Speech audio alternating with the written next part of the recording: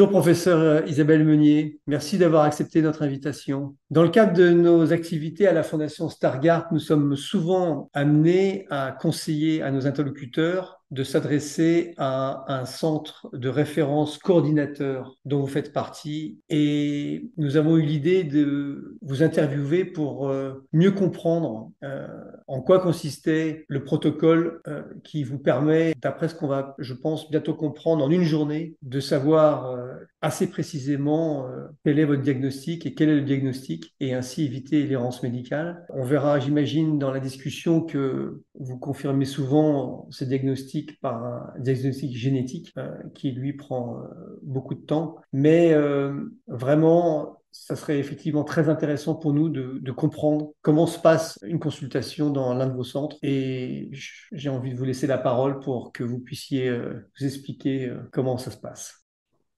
Alors, juste un petit peu d'historique, je coordonne le centre de référence de Montpellier qui est dédié aux affections sensorielles génétiques, qui sont des maladies rares, et en particulier donc les dystrophies rétiniennes. Ce centre a été créé dans le cadre du plan maladies rares. Donc, on est, je crois, au quatrième renouvellement. Ce sont des mandats de 5 ans. Et il s'est inscrit ensuite dans le cadre d'une filière qui est la filière sans gène, qui fédère ces centres d'expertise pour avoir un maillage de centres d'expertise pour accueillir les patients qui ont ces maladies rares avec un diagnostic qui n'est pas toujours simple. Donc, c'est dans ce paysage que l'on s'inscrit. Notre mission, c'est d'avoir un diagnostic clinique précis, c'est-à-dire qu'un patient qui va être vu au centre de référence, on reprend l'ensemble de son histoire clinique, on s'affranchit de tout pré-diagnostic, ça reste important. Ça peut paraître un peu surprenant pour le patient, donc on va reprendre son histoire clinique. Y a-t-il des prises médicamenteuses? Y a-t-il eu un contexte d'inflammation, d'infection? Car avant d'évoquer une maladie rare, une maladie génétique, il faut aller traquer ces différentes causes. Exposition professionnelle, toxique, inflammatoire.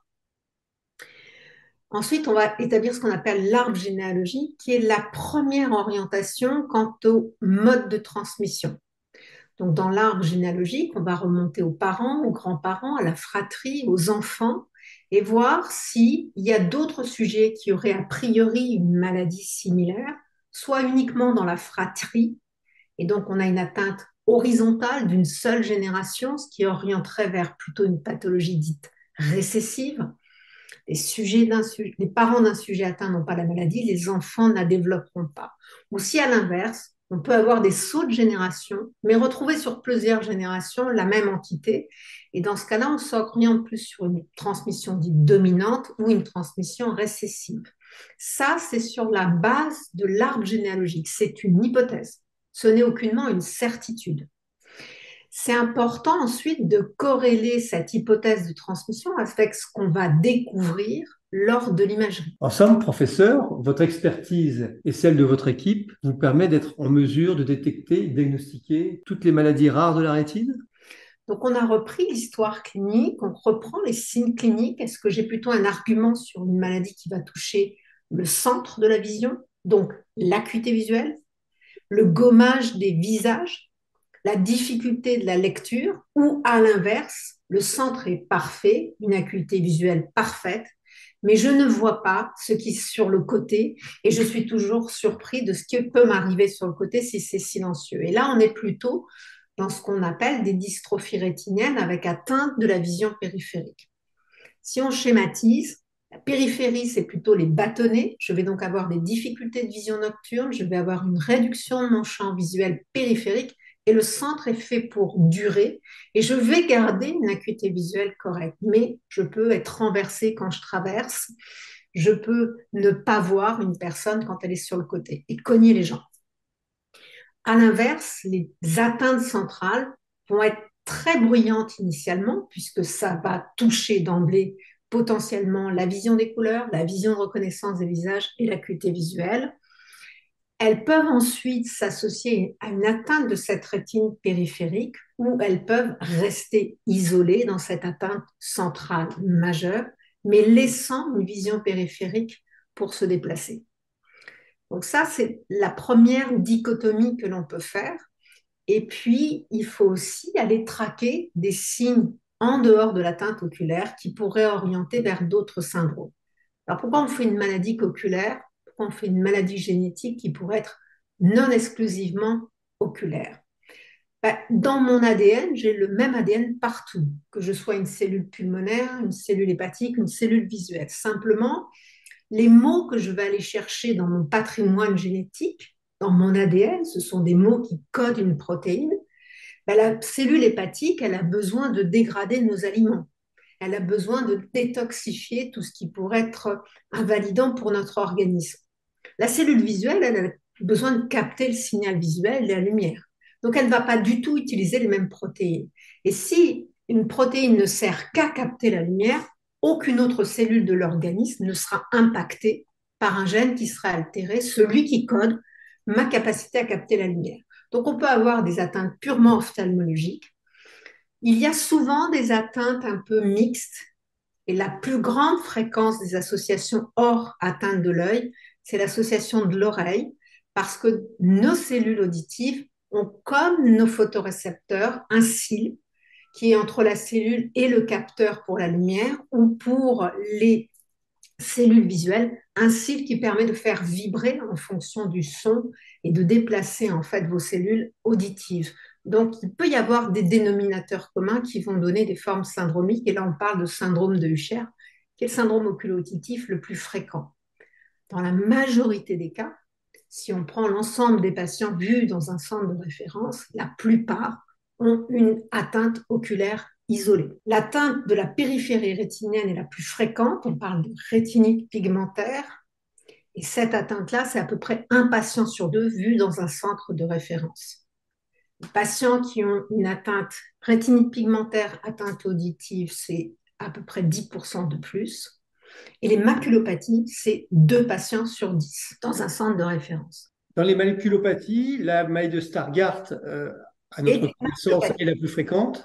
Et la plus fréquente. En deuxième position, je dirais la maladie de Best, qui est une maladie de dépôt. Et en troisième position, les dystrophies des cônes. Ce sont les mêmes signes cliniques, ce sont les mêmes signes d'appel, avec pour les dystrophies des cônes souvent une altération de la vision des couleurs plus marquée, un éblouissement à la lumière plus marqué. Et c'est la place de l'électrorétinogramme pour séparer ce qui va être une dystrophie des cônes, une maladie de Stargardt qui classiquement s'associe à un ERG préservé. Alors que la dystrophie des cônes, l'atteinte va être plus diffuse, pas que topographiquement maculaire, elle va impacter l'ensemble des cônes et donc avoir un retentissement sur l'ERG. Cet ERG, il est essentiel dans la consultation initiale, comme l'est aussi l'imagerie qui doit être complète. Nous comprenons mieux à quoi sert l'électrorétinogramme, dit ERG. Mais du coup, comment réussissez-vous à poser l'hypothèse de diagnostic? Je vais examiner la périphérie de la rétine, je vais examiner le centre et je vais examiner le nerf optique. Je ne dois pas avoir là encore d'a priori, il n'y a pas de prédiagnostic, on repart à zéro et tout doit être concordant. Les signes cliniques, la séquence de ces signes cliniques, ce que je note à l'imagerie, ce que je trouve à l'électrorétinogramme, et c'est là où on peut poser une hypothèse diagnostique qui va permettre de dire vous avez une maculopathie, vous avez une dystrophie des cônes, vous avez plutôt une dystrophie cône bâtonnée. Non, c'est plutôt l'inverse, c'est plutôt une dystrophie d'abord bâtonnée, puis cône, ce qu'on appelle classiquement une rétinite pigmentaire. Est-elle isolée? Est-elle associée à d'autres signes cliniques? Quel est le mode de transmission? Donc ça, c'est les hypothèses issues de la clinique. Les examens en imagerie clés, c'est les clichés en autofluorescence qui se sont complètement substitués à l'angiographie à la fluorescéine, qui n'est pas indiquée quand on suspecte une dystrophie rétinienne. Et le deuxième examen, c'est le même principe que l'échographie. On n'utilise pas des ultrasons, on utilise la lumière, puisque la rétine est transparente, on doit pouvoir aller jusqu'au photorécepteur. Cette lumière est réfléchie, comme le sont les ultrasons, par l'épithélium pigmentaire, qui est la couche la plus profonde de la rétine, qui va être l'interface avec la choroïde, qui est le tissu nourricier sous-jacent. Et c'est cette imagerie-là qui nous permet d'avoir l'épaisseur de la rétine. L'épaisseur fovéolaire, c'est à peu près 300-350 microns. Et on a une segmentation, une architecture qui doit, dans notre domaine d'intérêt qui sont ces pathologies dégénératives, on regarde la couche des noyaux des photorécepteurs, qui est une couche qui apparaît sombre en OCT, qui est une bande très large. Et si cette bande devient plus fine, si elle s'estompe, s'il n'y a plus une expansion au niveau de la fovea, qui est là où on a la meilleure acuité visuelle, ce sont les premiers signes que l'on peut noter dans ces pathologies. Et on regarde aussi trois bandes qu'on appelle les lignes hyperréflectives, qui, elles, sont le reflet d'un bon enchâssement et d'un bon fonctionnement épithélium pigmentaire, photorécepteur. Ce couple-là est essentiel à la vision si des gènes touchent la fonction d'épithélium pigmentaire. À un moment donné, les photorécepteurs vont souffrir. Et à l'inverse, si le gène touche plutôt au départ le photorécepteur, de toute façon, à un moment donné, l'épithélium pigmentaire va lui aussi souffrir. Ce qui veut dire que dans la prise en charge thérapeutique, dans le modèle thérapeutique, ce n'est pas apporter que de l'épithélium pigmentaire. Si on veut restituer une fonction visuelle, c'est apporter l'épithélium pigmentaire et les photorécepteurs traités, corrigés de ce petit défaut dans une protéine qui fait que les choses ne fonctionnent pas bien. Eh bien, on s'aperçoit en vous écoutant que le protocole est extrêmement précis, extrêmement complet. Vous arrivez à réaliser tous ces tests, toutes ces mesures en une consultation ou est-ce que le patient est nécessairement appelé à revenir plusieurs fois pour pouvoir aller au bout de ce diagnostic, en fait, ce premier diagnostic? Alors, pour nous, il est important que le patient ne vienne qu'une fois. Ce sont des journées qui peuvent être lourdes, mais on essaye de s'organiser sur les signes cliniques, l'arbre généalogique, l'acuité visuelle, le champ visuel. Ensuite, il y a un temps de dilatation, on met des gouttes dans l'œil, ça permet d'examiner l'ensemble de la rétine et correctement. On fait ensuite l'imagerie. On a déjà une première étape quant à un diagnostic clinique. On va le compléter par l'électrorétinogramme qu'il faut un peu considéré comme un examen qui souvent fait peur aux patients. On est mis dans l'obscurité, on vous met un capteur pour détecter en fait vos réponses, mais c'est l'examen indispensable. Et lui, il est fait une fois à l'examen initial. S'il a été fait ailleurs, on va regarder cet électrorétinogramme. Il suit un protocole strict, c'est-à-dire que pour interpréter cet électrorétinogramme, il faut qu'il y ait eu un temps d'adaptation à l'obscurité. Pourquoi? Parce que ça permet de pouvoir mobiliser l'ensemble de nos bâtonnets. La rétine adaptée à l'obscurité, vous allez pouvoir mobiliser par un flash lumineux les bâtonnets. On augmente l'intensité de ce flash, donc les bâtonnets, comme tout photorécepteur, vont répondre plus vite, plus fort avec l'augmentation du flash. À un moment donné, les bâtonnets vont être sidérés. Ils ont répondu au maximum de ce qu'ils peuvent faire. Donc, on va mettre le patient en ambiance lumineuse pour totalement les saturer. Et à ce moment-là, c'est les cônes qui vont être de façon plus sélective recrutés, de nouveau par un flash, pour avoir cette réponse des cônes. Donc ça permet, au-delà de l'imagerie qui a aussi une orientation topographique, c'est plutôt la périphérie, donc plutôt les bâtonnets, c'est plutôt le centre, donc plutôt les cônes, de bien dire comment est cette réponse. Est-ce que c'est pas un peu plus mixte que ne le suppose l'imagerie? Donc le RG est un examen incontournable, indispensable. L'angiographie à la fluorescine n'est plus de mise dans ces dystrophies rétiniennes, elle est remplacée par les clichés en autofluorescence et par l'OCT. L'OCT qui veut dire, C'est cet examen un peu comme l'échographie, mais où on utilise de la lumière, ça veut dire la tomographie par cohérence optique. Là, c'est en anglais, donc Optical Coherence Tomography. très bien, d'accord. Donc, c'est vraiment un faisceau lumineux qui est envoyé. Et c'est Et un examen facile qui n'est pas trop éblouissant, qui peut se faire à la volée chez l'enfant. Donc, il a vraiment une valeur majeure pour analyser si la rétine est bien segmentée, s'il y a une bonne épaisseur rétinienne, ou s'il y a aussi des complications, puisque dans ces maladies rétiniennes, on peut faire des édèmes maculaires, donc qui vont impacter la vision centrale et qui peuvent être traités par diurétique plus du potassium. Ça, c'est une complication fréquente, plutôt des rétinites pigmentaires. C'est moins fréquent dans les maculopathies, c'est rarissime dans la maladie de Stargardt.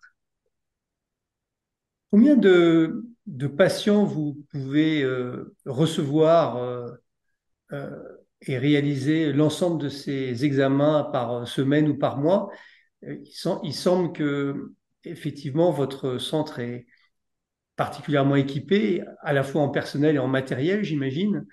Euh, on sait que c'est souvent assez long pour obtenir un rendez-vous dans un centre de référence maladie rare.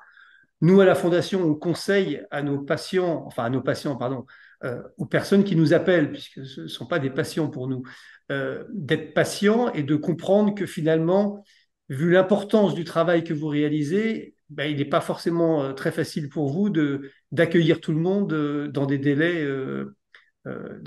qui sont courts, parce que bien évidemment, les patients sont très inquiets et ils ont envie qu'effectivement, avoir tout de suite la réponse, de savoir de ce qu'ils ont. Euh, Est-ce qu'on peut un peu expliquer pourquoi c'est pas si facile pour un centre tel que le vôtre de répondre au plus vite aux questions des patients? Alors, dans la mesure où on fait tout sur une journée, le patient n'a pas à revenir, et c'était un choix parce qu'on a des patients qui ne sont pas que montpelliérains, qui viennent de loin, ça suppose de se libérer une journée, ça suppose quand même des frais de transport qui ne sont pas anodins, c'est quand même lourd pour le patient lui aussi, donc on essaie de tout gérer. Après l'électrorétinogramme, l'imagerie, on fait un rendu, une explication de nos hypothèses diagnostiques et on fait le prélèvement génétique. D'accord. Le prélèvement génétique, il est systématique dans un centre de référence maladie rare? Chez nous, il est systématique. Dans notre centre, ça a toujours été une stratégie de dire il faut aller jusqu'au diagnostic génétique. Pourquoi? Parce que c'est important pour le patient d'avoir une certitude absolue. Sinon, il va être dans l'errance en se disant peut-être qu'on se trompe de diagnostic, peut-être que c'est inflammatoire, peut-être que c'est autre chose. Ils n'ont pas pensé à une autre hypothèse. La génétique, c'est la preuve de notre hypothèse et ça la confirme. Un Stargardt, ça peut être un pseudo-Stargardt. C'est pas les mêmes gènes impliqués, c'est pas les mêmes modes de transmission. Et donc, ça ne sera pas la même thérapie. Donc, c'est important aujourd'hui avec les outils qu'on a, où il y a eu quand même une très belle évolution de nos capacités à tester en série une multitude de gènes. On commençait par tester 10 gènes, 18 gènes, et aujourd'hui, on est à quasiment 300 gènes testés sur une séquence d'analyse pour un patient.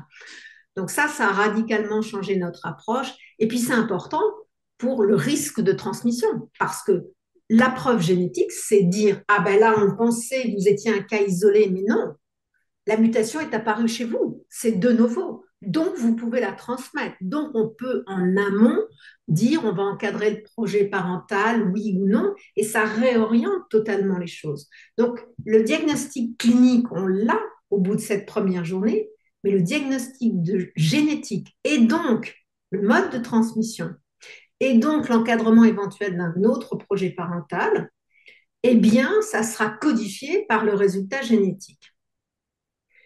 D'où ce caractère indispensable, et il le sera aussi pour une thérapie. Une thérapie, elle cible un mécanisme, elle cible un gène, elle peut parfois cibler même une mutation. Donc, on est obligé d'avoir la preuve génétique. Et ça permet aussi aux patients de dire, c'est bien génétique, je ne suis plus dans l'errance diagnostique, voici le risque pour mes enfants, oui, non. Qui dois-je prévenir dans ma famille en disant, attention, c'est un gène dominant, on peut avoir la mutation sans exprimer la pathologie. Donc, attention, vous pouvez quand même la transmettre. Donc, même si vous n'êtes pas atteint, allez consulter en génétique médicale dans un centre hospitalier près de chez vous avec mon résultat génétique et faites-vous tester. Donc, ça permet d'avoir une prise en charge et la possibilité d'encadrer les différents projets parentaux pour les générations à venir qui pourraient être concernées. Et la possibilité d'être inclus dans des essais cliniques qui seront spécifiques à un gène ou à une mutation. Est-ce que, à la lecture d'un résultat de test génétique, on peut également ou pas indiquer aux patients la forme sévère, classique, modérée dont il est atteint? Ou est-ce que finalement aujourd'hui on n'a pas encore assez de recul pour donner finalement beaucoup plus d'informations aux patients qu'on a en face de soi? C'est un Ça reste compliqué. On fait ce qu'on appelle des corrélations, c'est-à-dire on essaye de corréler les mutations trouvées, leur impact supposé sur la protéine, parce que pour le prouver, il faudrait faire des études fonctionnelles, il faudrait faire des études sur des modèles cellulaires. Là, ce sont des logiciels de prédiction qui se disent, ah ben si on change un acide aminé qui est chargé négativement, qu'on en met un positif, ça va probablement modifier la forme de la protéine, donc avoir un impact.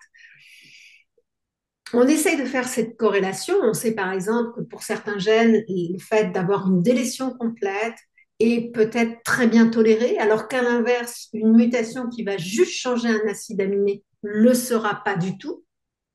Alors que pour un autre gène dans un autre mode de transmission, le fait d'avoir une délétion sera globalement plus sévère qu'avoir simplement une protéine à la position 178, par exemple, qui va être changée. Néanmoins, il y a des facteurs modulateurs. Si on prend des familles, par exemple, de rétinite pigmentaire liées au gène RPGR, dans la même famille, vous allez avoir peut-être l'oncle qui va avoir une dystrophie des cônes, c'est-à-dire lui dire, mais moi, je n'ai pas du tout la même chose que mon neveu, moi, je ne vois rien au centre et la périphérie, c'est parfait. Le neveu a la même mutation dans le même gène, et lui, pourtant, il fait une rétinite pigmentaire, donc développer une atteinte périphérique. Donc, je dirais que d'un membre de la famille à l'autre, tout n'est pas strictement lié à la mutation, elle est liée aussi à votre environnement génétique qui est différent d'un sujet à l'autre dans la même famille et aussi à une certaine différence dans l'alimentation, dans l'environnement extérieur, etc.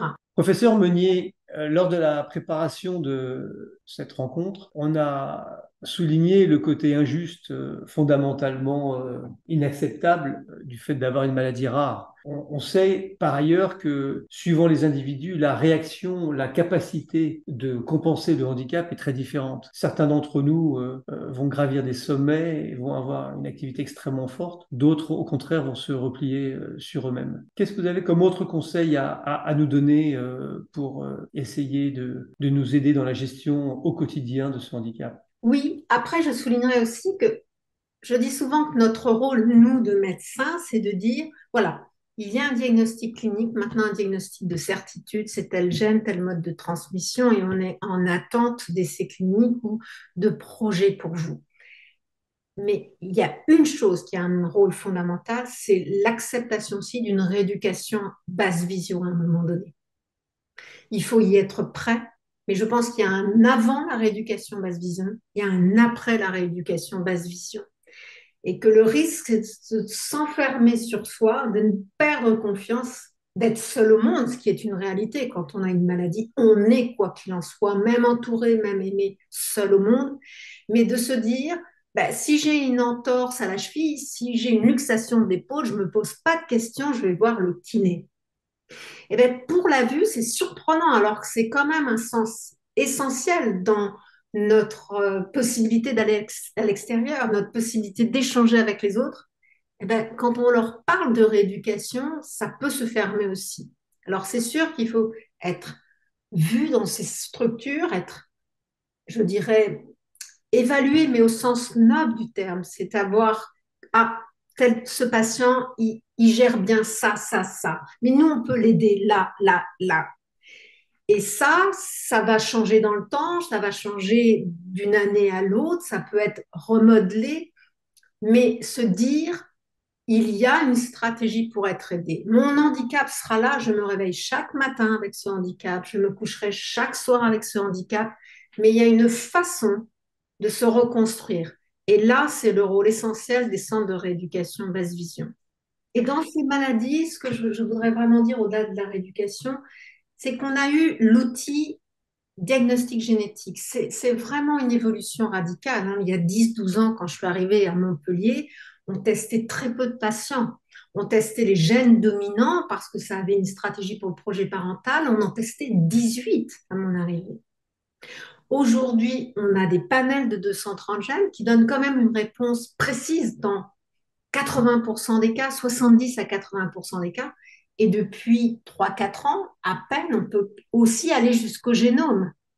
Et arriver à un diagnostic génétique, ça veut dire qu'on va aussi pouvoir suivre des groupes de patients. C'est-à-dire que là, on sort du patient seul, mais on va faire le groupe de patients et avoir une idée de l'histoire naturelle pour un gène donné. Avant, on faisait l'histoire naturelle des rétines pigmentaires, mais une rétine pigmentaire dominante du gène de la rhodopsine, ça n'a rien à voir avec une amorose congénitale de Leber, RPE65. Donc, en faisant des études de sous-groupes de patients, et c'est pour ça aussi que ces centres ont ce rôle-là, ça permet de préparer les essais cliniques en apportant des études de groupes de patients quant au pronostic. Et puis, dans un gène donné, on va avoir des patients de 10 ans, des patients de 20 ans, des patients de 40 ans, des patients de 50 ans. Donc, avoir une extrapolation tout de même du profil évolutif gène par gène, et ce qui sera un prérequis et un gain de temps pour les thérapies. Oui, et il est vrai que les progrès sont finalement assez impressionnants, même si nous n'avons toujours pour le moment pas de thérapie disponible, notamment pour la Stargardt ou d'autres dystrophies comme bâtonnet. Nous comprenons aussi qu'en recherche, finalement, votre activité est importante et que on comprend pas trop, mais j'imagine que vous allez nous l'expliquer. Il semblerait que vous soyez maintenant capable, avec l'Institut de recherche INM qui est à vos côtés, de créer des tissus, des rétines finalement qui nous ressemblent, qui sont les nôtres, et qui vous permettent de mieux analyser la situation qui est la nôtre et également qui vous permettent sans doute de tester l'efficacité de médicaments. De quoi parle-t-on exactement? On a eu une autre révolution, c'est la possibilité à partir de votre peau de faire, dans un premier temps, on faisait surtout des fibroblastes pour démontrer ce qui se passait pour un gène dans le fibroblaste, sous réserve qu'il utilise ce gène. Et puis après, on a fait l'épithélium pigmentaire, et ensuite, on a fait l'épithélium pigmentaire et le photorécepteur. Donc, on dispose de modèles cellulaires, et ça, c'est un travail qui est fait à l'Institut des neurosciences de Montpellier par le docteur Caladis, qui a quand même été pionnière dans ce domaine, d'outils cellulaires humains, pas du porc, pas de la souris, non, humains, avec une modélisation de nos cônes, avec une modélisation de nos bâtonnets, avec une modélisation de notre épithélium pigmentaire. Et c'est donc des outils pour aller tester qu'est-ce qui fonctionne pas bien, qu'est-ce qui se passe quand ce gène-là dysfonctionne, et puis des outils pour dire, là, je fais une correction, ah, c'est bien, ça marche, ah, il y a eu quelque chose de bizarre, on reprend, peut-être que l'amorce ou le signal émis n'a pas été bon et on n'a pas fait les choses correctement, et on reprend et on fait quelque chose qui est consistant, qui fonctionne et qui ne sera pas dangereux pour le patient. Et ça permet donc de faire des preuves de concept, d'outils où on va aller corriger des fautes d'orthographe, ce qui n'est pas anodin quand même d'aller toucher notre patrimoine génétique, ou d'apporter une copie du gène défectueux, une copie sans anomalie, sans faute d'orthographe, pour permettre à la cellule de fonctionner. Et puis aussi, pour certaines maladies, d'aller étudier des médicaments qui vont jouer sur le cycle visuel, diminuer la production de ces éléments toxiques qui s'accumulent par exemple dans la maladie de Stargardt. Ces éléments qui s'accumulent, ben, ça donne une caractéristique clinique, hein, l'existence de dépôts hyper autofluorescents que l'on voit sur nos clichés en autofluorescence, qui correspondent à une accumulation anormale de l'hypofuscine. Donc on revient à aussi une approche des mécanismes qui conduisent à la maladie. Vous utilisez en fait les organoïdes pour tester des potentielles thérapies qui pourraient être un jour arrivées sur le marché. Oui, parce que ça donne la preuve de concept et ça nous libère des animaux. RPE65 a été la première thérapie génique, ils ont mis 20 ans parce qu'il a fallu le tester sur le chien briard. Il y a des modèles où on ne trouve pas de chien. Donc, qu'est-ce qu'on fait? Alors, je ne dis pas qu'il ne faudra pas utiliser des animaux, parce qu'à un moment donné, même si on fait la preuve de concept sur la cellule, il faut voir si le produit injecté à l'intérieur d'un œil, quelle est la dose, quel est l'effet toxique éventuel. Donc, il y aura toujours le recours à des animaux, mais là, on est au plus proche de ce que l'on veut, comme impact sur le gène, comme impact sur la cellule humaine, sur les cônes humains qui ne sont pas tout à fait similaires aux autres modèles animaux, dont certains n'ont même pas de fovea. Absolument. C'est tout le problème de la maladie de Stargardt, d'ailleurs, sur laquelle la fondation, d'ailleurs, est en train de financer un projet avec le docteur David Hicks qui essaye de proposer un nouvel animal qui aurait un œil plus proche de l'homme. Mais on sait tous que les modèles animaux actuels utilisés pour tenter de soigner la maladie de Stargardt reproduisent finalement assez mal la maladie telle qu'elle est sur l'humain. Est-ce que votre centre donc participe à des programmes de recherche et éventuellement est-ce que vous avez des programmes de recherche euh, fléchés sur des maculopathies, voire la maladie de Stargardt actuellement? Alors, le centre est adossé à une équipe INSERM, qui est l'équipe Vision à l'Institut de neurosciences de Montpellier, qui est coordonnée par Vicky Caladzis. Le centre de référence et cette équipe, historiquement, étaient dirigés par Christian Hamel, qui avait cette double casquette. On est un binôme, nous sommes très solidaires et on s'entend très bien, je le souligne parce que c'est important. Et donc, on a cette stratégie d'étudier des pathologies. Donc, Vicky a beaucoup travaillé sur la choroïdérémie. Elle fait des modèles hein, où on va corriger une faute d'orthographe. Elle fait des preuves de concept de thérapie. Elle travaille aussi sur un gène CRX, qui est un gène qui peut donner des maculopathies ou des dystrophies globales. Pareil avec des modèles cellulaires. Et on travaille aussi sur le Stargardt, pas que la maladie de Stargardt, parce qu'il y a aussi une forme, le gène ABCA4 est un gène de la maladie de Stargardt, mais il est aussi un gène d'une forme un peu plus diffuse qu'on appelle dystrophie de type cône bâtonnet, qui est donc aussi liée à des mutations, donc dans ce cas-là souvent plus sévères dans le gène ABCA4 et qui va donner une maladie de Stargardt, oui, mais qui très vite va s'associer à une perte de la vision périphérique. Donc, on travaille aussi sur ces trois modèles pour essayer, sur le plan physiopathologique, sur ces modèles cellulaires, dire ben, quelle est la différence entre le modèle cellulaire finalement d'une maladie de Stargardt, maculopathie, mais d'une maladie de Stargardt qui va être plus diffuse, qui va être une dystrophie dite cône bâtonnet. Est-ce qu'il y a des différences? Donc, ce sont des modélisations. Et ça nous permet, comme il y a cette confrontation clinique et recherche, de dire, tiens, là, on a un tableau clinique particulier chez le patient, on a peut-être une mutation particulière, allons comprendre ce qui se passe. On comprend mieux la maladie en analysant les cellules de la peau et en créant des organoïdes, d'après ce que je comprends. C'est Tiffany. génial et c'est, d'après ce qu'on comprend aujourd'hui, très nouveau. En fait, c'est des travaux qui ont débuté il y a quoi, il y a 4 5 ans? Oui. Ce qu'il faut comprendre, c'est que pour arriver jusqu'à l'organoïde, c'est quand même un temps pharaonique parce que c'est des mises en culture. Le samedi, dimanche, on va donner de l'engrais à ces cellules. Ça ne peut pas s'interrompre. Donc, c'est vraiment un maillage régulier. On repique ces cellules et donc on n'a pas ce couple épithélium pigmentaire photorécepteur en 30 jours. Hein. Donc, Oui, ça travaille depuis 3 mois. c'est plusieurs mois, c'est largement le temps d'une grossesse pour arriver à avoir des organoïdes. Les avoir aussi à maturation complète. Donc, c'est quelque chose qui prend du temps et c'est biopsie par biopsie, patient par patient. Alors, certains essayent de travailler sur des modèles où on pourrait mettre plusieurs puits, plusieurs patients, entre guillemets, pour arriver pas plus rapidement, mais en parallèle à développer plusieurs modèles organoïdes.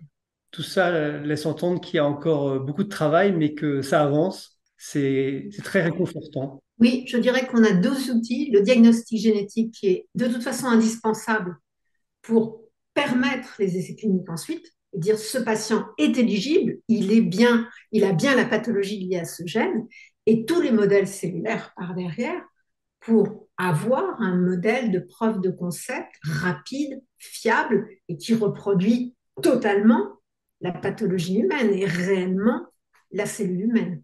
Absolument. La preuve de concept étant, pour un scientifique, une manière de montrer qu'il a un candidat médicament? S'il y a un candidat médicament, je montre que la mort cellulaire ou telle production de l'hypofuscine diminue. Je suis donc efficace et j'évalue en parallèle est-ce qu'il y a une toxicité, est-ce qu'il y a des effets secondaires que je ne voudrais pas. Et pour tout ce qui est apport par thérapie génique ou correction de fautes d'orthographe, ben, je montre que quand je corrige, la cellule fonctionne, la cellule n'a pas d'aberration et elle travaille bien. Et quand je fais l'inverse, je remets sur le phénotype maladie. Donc, c'est vraiment la preuve de concept d'une efficacité. Et là encore, est-ce que c'est toxique? Est-ce qu'il y a quelque chose que je n'aurais pas prévu qui apparaît ou pas? Donc, c'est une sécurité même supérieure au modèle animal. Le Bien sûr. modèle animal sera utile juste à la phase finale pour les doses, la pureté du produit quand il est fabriqué, etc. Mais la preuve de concept formelle, c'est le modèle cellulaire aujourd'hui. D'accord. Eh bien, on a appris beaucoup de choses, professeur. Merci beaucoup. Je voudrais juste aborder, et ça reste important, c'est que nos photorécepteurs, nos cellules de l'épithélium pigmentaire sont en souffrance dans ces pathologies. Elles font une fonction, puis on en perd lentement mais régulièrement. Lui, le patient, c'est jamais ça diminue lentement, c'est par palier, en fonction de l'impact sur ses capacités visuelles. Et avant toute thérapie, il y a quand même un outil qu'on a, c'est d'avoir une bonne hygiène de vie. Il a été démontré pour toutes nos cellules neuronales, y compris notre cerveau, notre performance cardiaque, qu'un régime équilibré, riche en fruits et légumes, avec du poisson 3 fois par semaine pour l'œil, parce que là, vous boostez un pigment qui est localisé au centre de l'œil et qui protège votre macula. C'est le pigment xanthophile. Donc, grosso modo, alimentation variée, équilibrée, pas de tabac parce que c'est pas bon pour nos photorécepteurs. Sport 1 heure par jour, vous vous protégez et vous gagnez 10 ans. Vous gagnez pas 100 ans, on est bien d'accord. Mais gagner 10 ans, c'est pas négligeable, me semble-t-il. Et tout ça, vous l'avez dans l'alimentation. Pensez-vous, professeur, qu'augmenter notre alimentation en oméga 3 ou toute autre vitamine a du sens? À nouveau, professeur Isabelle Meunier, un grand merci pour votre temps, votre engagement en tant que médecin, mais finalement également en tant que chercheur. À bientôt, j'espère, et bon courage. Se supplémenter, c'est discutable chez les sujets qui auront moins d'appétit. Un sujet qui a 80 ans va peut-être pas avoir l'alimentation variée équilibrée qu'il faudrait idéalement. Et les autres patients, on va jouer sur l'alimentation. Se supplémenter, on l'aura dans l'alimentation. Donc, il vaut mieux privilégier le budget de notre alimentation de qualité. Poisson 100 grammes 3 fois par semaine, c'est protecteur pour notre rétine centrale. Un dernier point sur la vitamine A, parce que c'est quelque chose qui est toujours en circulation. La vitamine A, c'est une vitamine liposoluble. Si j'en ai en excès, elle va gentiment s'accumuler dans mon foie, ça fera une stéatose. C'est peut-être bien pour le foie gras, mais pas pour le reste. Et surtout, elle peut donner des hypertensions intracrâniennes. Donc la vitamine A n'est pas indiquée dans une rétinite pigmentaire. C'est une étude qui date des années 70, on y revient. Dans le Stargardt, elle serait même toxique parce que le Stargardt, c'est un défaut de recyclage de la vitamine A. Donc plus vous en donnez, plus vous donnez à votre cycle visuel la capacité d'accumuler ce qui est toxique. Et c'est pour ça que dans le Stargardt, il ne faut pas prendre la vitamine A ou la provitamine A, le bêta-carotène. Ça veut dire qu'on n'en mange pas en comprimé, on ne se supplémente pas. Après, c'est rare d'avoir de la vitamine A en supplémentation quand on prend des multivitamines. Parce que dans ces produits-là, on évite toutes les vitamines liposolubles puisqu'on sait qu'elles peuvent s'accumuler. Donc, c'est plutôt les vitamines qui vont s'éliminer dans les urines. En termes de régime, ça veut dire pas de caviar, pas de foie gras tous les jours. Globalement, c'est pas très restrictif. Donc, un patient Stargardt ne doit absolument pas se supplémenter en vitamine A. Il a une alimentation variée, équilibrée. Il ne doit pas fumer, ça favorise l'atrophie. Or, la problématique du Stargardt, c'est quand même un risque d'évolution vers l'atrophie. Et le dernier point, il doit se protéger de la lumière. C'est la seule dystrophie rétinienne où formellement on recommande le chapeau, les lunettes couvrantes, les verres filtrants. Eh bien, merci, professeur. Vous écouter nous permet de mesurer l'importance de votre engagement et celui de votre équipe pour venir en aide aux patients. Votre approche est à la fois scientifique, technique et humaine. Un immense merci parce que la conscience maintenant de travail qui est fourni par votre équipe, par vous-même, il est d'ailleurs actuellement 20 heures et vous allez sans doute finir votre journée. Nous vous le souhaitons en tout cas. Et je pense que l'ensemble des membres de la Fondation Stargardt, finalement, vont peut-être se dire qu'ils ont la chance de vivre dans un pays comme la France, où des prestations comme celles que vous proposez sont mises à disposition des malades.